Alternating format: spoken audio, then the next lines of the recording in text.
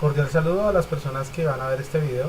Mi nombre es Anderson Antíbar Lozano. Yo soy estudiante de Ingeniería de Producción de la Universidad de AN. El objetivo del video es analizar la importancia de las propiedades de los materiales en la manufactura. Básicamente, para entender cuál ha sido la importancia de los materiales en la manufactura, es importante remontarnos a cómo el hombre descubrió la maleabilidad y las propiedades de los metales. Básicamente se hizo a través del fuego. Ellos empezaron a arrojar bolas, piedras del material en las hogueras, y después de un tiempo se dieron cuenta que esas rocas absorbían las propiedades térmicas del fuego, absorbían la temperatura, y eso los hacía maleables. Con el paso del tiempo y posterior a iniciar a utilizar esas rocas maleables para construir armas, se estandarizó la maleabilidad y los métodos para hacer maleable esas rocas de mineral. Básicamente todo partía y radicaba en el fuego, en el control de las temperaturas. Entonces ahí es cuando nace el herrero como una de las profesiones más respetables de gran parte del tiempo de nuestra humanidad. Pues ellos se encargaban de construir las armas, de construir las armaduras, los escudos, y piezas de decoración de los reyes. Básicamente el proceso partía de coger el mineral, carbón, para poder mantener las temperaturas en unos hornos donde tuvieran unos fuelles donde pues pudiera entrar gran cantidad de aire para elevar las temperaturas a su máximo espesor. Se enfriaba, la pasta salía y ella, gracias a sus propiedades químicas, lograba mantener la temperatura que se hacía moldeable. Se empezaba a forjar a través de golpes de presión muy duros, y se le daba pues el tratamiento térmico varias veces hasta cuando lograban la pieza que deseaban, en este caso la hoja endurecida de una espada. Así básicamente el hombre se dio cuenta que para lograr moldear materiales metálicos necesitaba básicamente controlar dos grandes variables en las cuales se fundamenta el estudio de la ingeniería de materiales. El uno, que es el tratamiento térmico, y el segundo, que es el análisis del esfuerzo, la presión y las condiciones físicas a las cuales se ve sometido el material.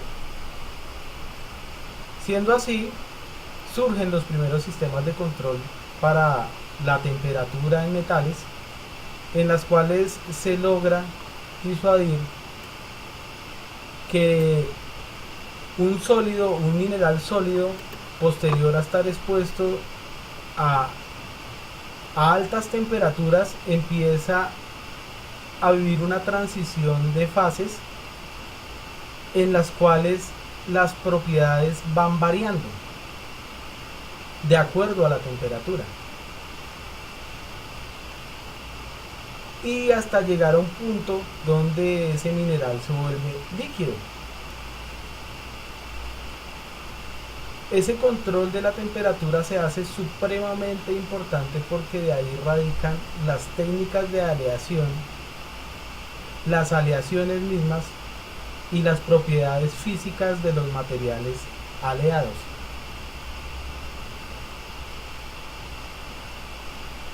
Como lo comentaba, otro de los grandes variables de control para poder determinar la forma de un material eran los sistemas de control en esfuerzo.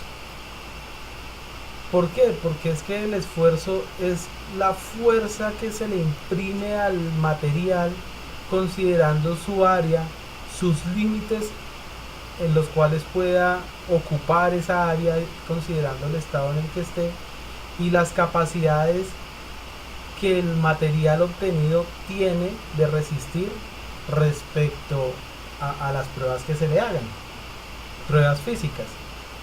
En este caso, la gráfica que vemos determina cuál es el esfuerzo versus la deformación de una barra de hierro en una prueba de tensión.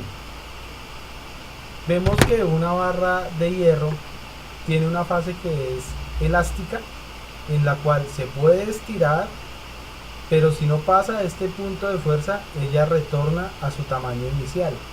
Cuando se pasa de ese momento de fuerza, de esfuerzo, empieza a deformarse, entonces entra en una fase de deformación, en la cual ella empieza a estirarse, a ser resiliente, a estirarse, hasta que llega un momento en el cual ya no tiene más resiliencia y empieza a liberar la fuerza a la que se ha visto sometida. Esa liberación por lo general se da a través de la temperatura. Los metales son amigos del calor, entonces en esta fase absorbe temperatura, absorbe fuerza y acá empieza a liberarlo hasta en el momento en el que se rompe y ya llega a un punto máximo en el que se quiebra. A partir de esas dos variables de control, el hombre empieza a experimentar con los minerales metálicos y empieza a darse cuenta de que al someterlo a ciertas temperaturas y al combinarlos unos con otros puede obtener diferentes materiales que le dan propiedades físicas necesarias para construir un producto, el producto de interés que el hombre desee. Básicamente las aleaciones más importantes en la manufactura pues son el acero, el álmico, la alcapa, el bronce, el costantán, el magal, las cuales impactan directamente en el desarrollo de la manufactura moderna, pues son materias primas para la elaboración de diferentes tipos de productos. En consideración a esto, la ingeniería y las personas estudiosas de los metales decidieron clasificarlas en dos categorías: los metales ferrosos y los metales no ferrosos. Los metales ferrosos básicamente tienen una gran característica, que contienen hierro. Todo material que sea ferroso debe contener hierro. Y en ese proceso de experimentación de control y temperatura, el hombre descubrió que cuando arrojaba el hierro puro a sus hogueras llenas de carbón y empezaba a someterlo a presión, a altos esfuerzos por los golpes que le daban,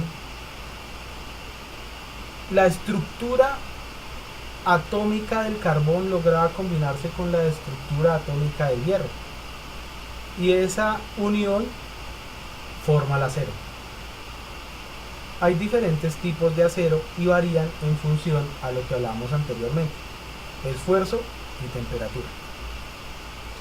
Hasta los 911 grados de temperatura a la que es sometida el hierro bajo una presión constante, entra una partícula de carbono y nace el hierro alfa o la ferrita.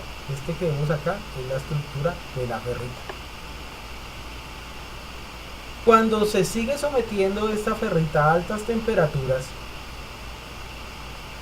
y a diferentes variables de esfuerzo, se disuelve, se cristaliza y nace la austenita. La austenita tiene mayores propiedades de fuerza, pero al ser fuerte no es tan elástico, entonces se quiebra fácilmente porque ya sus paredes son supremamente cristalinas. Y asimismo podemos seguir en su proceso hasta cuando llegamos al sistema cúbico de cuerpo centrado, el cual no recibe el nombre de hierro delta, que lo tengo acá en nuestro próximo slide, que es este, el hierro delta, que es supremamente cristalino y que es utilizado para hacer piezas que conocemos hoy en día como los tornillos, las barras aceradas y demás tipos de herramientas y materiales a base del acero que, aunque son muy duros, no tienen propiedades elásticas. Básicamente, las aleaciones ferrosas más importantes son los hierros al carbono, los aceros al carbono, los aceros inoxidables y los aceros para hacer herramientas y matrices. Dado el bajo costo, hacer acero es económico, pues eso es un material infinitamente reutilizable. Adicional a ser infinitamente reutilizable, el 5% de la corteza terrestre está llena de hierro, y esto hace que el producto pues sea de fácil obtención.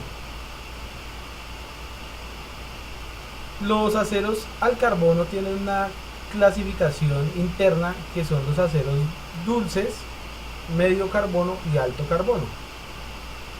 De ahí se obtienen diferentes tipos de materiales en temas de aleación. Pues estos aceros se utilizan con cromo, níquel y se obtienen diferentes productos. También existen los metales no ferrosos. Los metales no ferrosos básicamente son todos aquellos que no contienen hierro, en el cual pues básicamente se destaca en el uso actual el aluminio, el oro, el níquel, el cobre y el tungsteno y otro tipo de metales que, dado a sus propiedades físicas, los hacen altamente demandables para la industria de la manufactura moderna. Sobre las aleaciones no ferrosas, básicamente podemos clasificarlas en tres tipos de aleaciones: aleaciones amorfas, aleaciones de memoria de forma y aleaciones de baja fusión. Esto deriva, y esto es en función de ¿qué? De los materiales, de los minerales que se utilicen para hacer este tipo de aleaciones. Entonces vemos como cada metal tiene diferentes tipos de propiedades respecto a su densidad, punto de fusión y resistividad.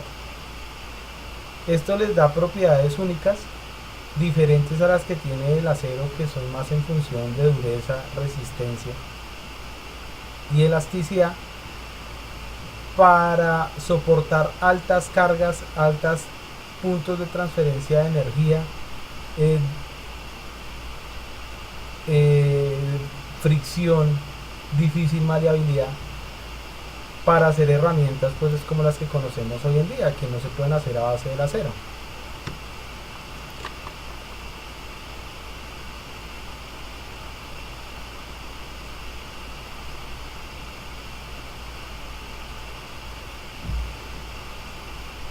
En este orden de ideas también nacen y surgen otro tipo de materiales, que son los polímeros. Los polímeros, uno pensaría inicialmente que son a base del petróleo, pero no. Los primeros polímeros que existieron en la humanidad fueron a base de diferentes resinas con altos compuestos de celulosa. ¿La celulosa qué es? La celulosa son cadenas moleculares que tienen propiedades idénticas. Entonces, al esa estructura molecular ser igual a otra, hace que se puedan fusionar. ¿A través de qué? De variables de control: temperatura y esfuerzo.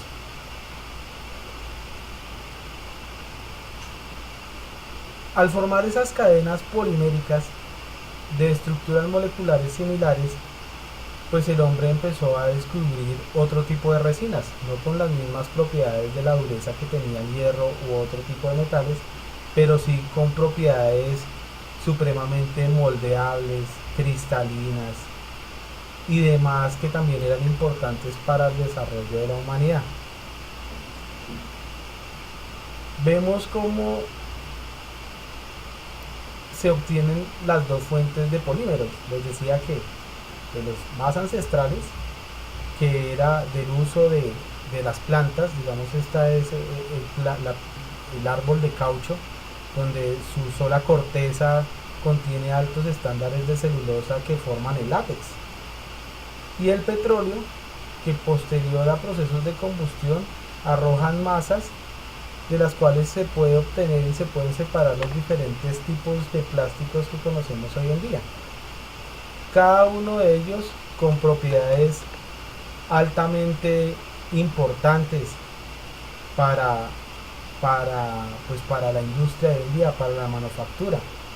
Básicamente esas propiedades dependen del peso molecular, de la estructura, de la forma, de la capacidad de polimerización, de la capacidad de cristalización, de la capacidad de resistencia. Realmente son bastante virtuosos los polímeros en propiedades que requiere la manufactura actual. Vemos acá lo que yo les decía, las diferentes estructuras moleculares como se forman los polímeros. Entonces están las estructuras lineales, ramificadas, de enlace cruzado, en red. Hay esta gran estructura molecular donde se resalta un pedazo que es cristalino, lo llaman acá región cristalina, de donde se obtienen pues propiedades interesantes al aislarlas, separarlas o lograr estandarizar que toda esta red de moléculas pueda ser cristalina. Y las variables de control en el estudio de materiales, que son esfuerzo y temperatura. En consideración a esto, se han estudiado, han evolucionado y hemos podido obtener la diferente cantidad y tipos de materiales de hoy en día. Les agradezco mucho por su tiempo, por ver mi video. Espero haya sido explicativo y aporte al conocimiento de las personas que lo ven. Muchas gracias y que estén muy bien.